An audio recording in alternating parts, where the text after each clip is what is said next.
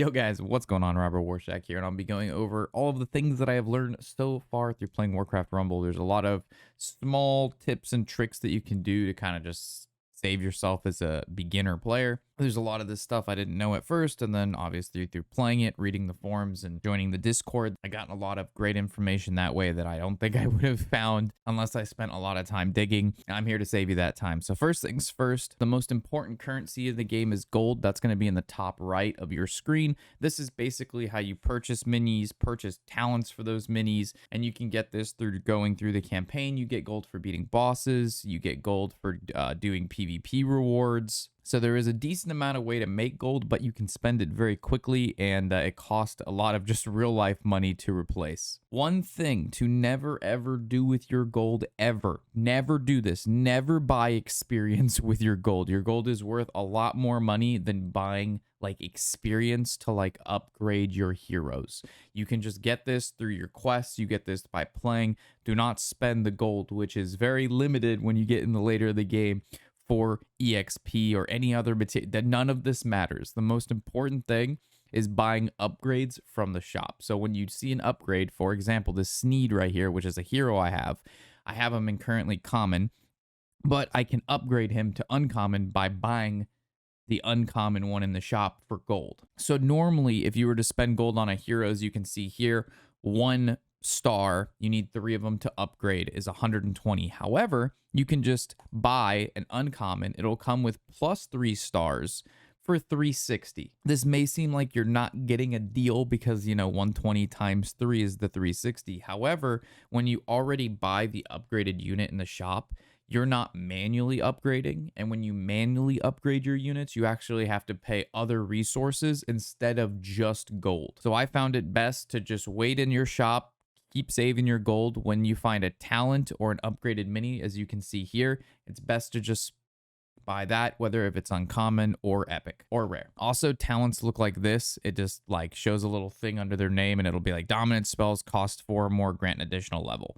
However, there are talents that you just don't want. They're just not good for that hero depending on your build. So don't worry about making sure you have every talent for a hero. Definitely worry about upgrading your hero and spending your gold correctly and not wasting it on EXP. Whatever you do, like I said, do not buy EXP. So then to follow into Arclight Surges, this is basically your best money maker. There's surges every, I believe, 3 days. It'll pick 2 random maps. You can redefeat those bosses for gold. So if you have the account-wide buff, it'll give you 60 gold. If you haven't purchased the account-wide buff, it'll give you 40 gold. And making sure you do at least this every 3 days is going to be super important. You're going to make a lot of money, and it's going to save you a lot of dollars. Because as of now, it's almost $1 per 100 gold. So if you're doing the surges every 3 days, worst case, you get 400 gold, which is, you know, $4 for free. Take you a couple minutes. And after about a week, you'll be able to buy an uncommon or rare unit from the shop. So at the start, the game's going to recommend doing quests, as you can see here next to PvP.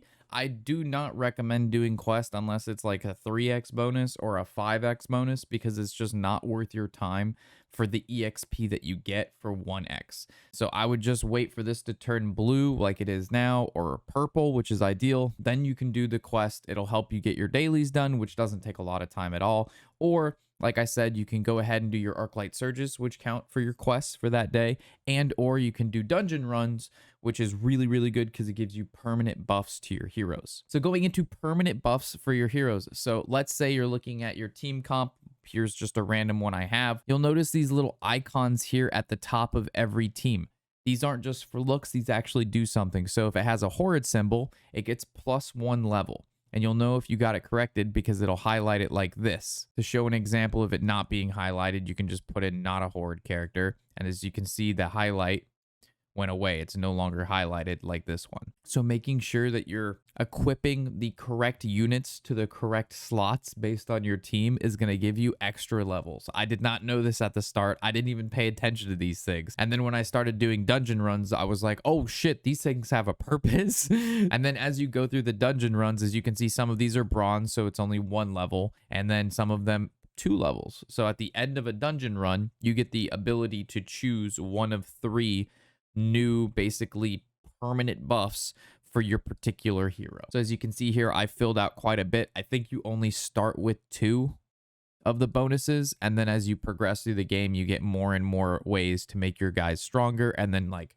depending on how you want your team, you can choose if you want squad ones in here or spells or more horrid. And then if you don't like those upgrades, you can basically change them out as you see fit for gold. So if you get one that you don't like or you want to change your team out, you would just change your upgrades to something more that fits your needs. I know this is a lot of info at once. This is just really important stuff that I did not know when I started, and I wish I could have had a video to watch like this where it just went over everything that's just like super important. The next thing we want to cover is basically your collection level. So you're going to see this by going in the top left and clicking on your name. This shows your collection level, and the way you level this up is you upgrade mini rarities. So this isn't your normal just get XP and then upgrade your mini. You actually have to upgrade the rarity of your mini. So this counts as if you're getting a new mini that you don't have.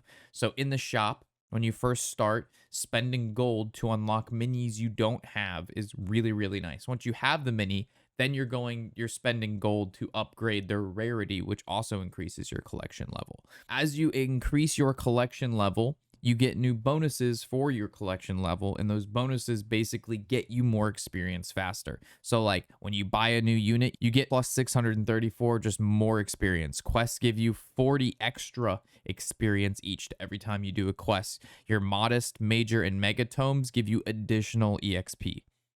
So basically everything you do in the game that makes your minis level up, they level up even more the higher collection level you are. So as you first start off, the most important thing is try to get all of the minis. Like, you just want to unlock all of them so you can get that first level super, super easy. After you've acquired all the minis, then you kind of want to focus on, all right, which one do I want to get to uncommon? Which one do I want to get to rare? Which one do I want to push to epic? But before you like single out one unit that you want to level up the most, just get them all first, because it's very, very cheap and you get a lot of collection levels for it. All right, so the next thing, as you progress through the campaign, you know, like I said, you're going to get rewards for doing this, whether you're getting gold or you're getting one of the worst resources, this energy, which you get so much of and you really don't need this much of it. You're going to get sigils for completing through the campaign, and these sigils can be tracked here at the top to the left of gold. And as you progress through the sigils, you'll also get stuff for doing it. So as you can see here, my next one that I get at 63 sigils is a leader choice.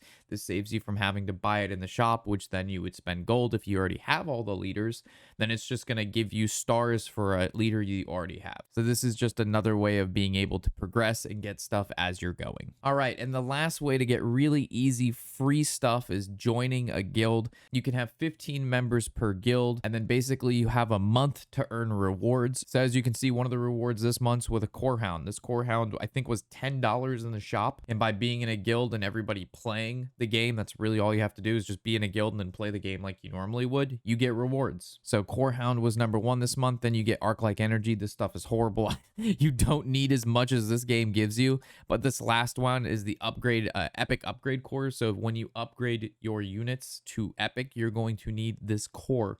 It's one of the pieces that you'll need. However, you can bypass needing this if you just buy the epic from the shop with gold, which is why I said gold is the best way to spend your money, because you don't need resources like upgrade cores. From there, as you can see here at the bottom, I know it's a little bit cut off because I have the screen cut 2 and 2, but for the teams that your guild plays, whether it's Alliance, Horrid, Beast, Plague, or Blackrock, you basically get points for those classes that people are playing, and then you get free tomes when you hit milestones, in the last one being the biggest tome. So this is just, again, free XP for being in a guild and free rewards for just playing the game like you normally would. You don't have to do anything special when there's no guild battles or anything right now. It's literally just join a guild, play the game, get rewards. My guild's currently name is my dog name. It's called Dudes. For those of you who know Dude. Unfortunately, you're only allowed 15 members right now, and we are full. But if it opens up where we allowed more, if we're just looking for people, you're more than free to join. Those are all my quick tips as of now. I'll be making a best hero to pick from the start and things like that. This was just general, just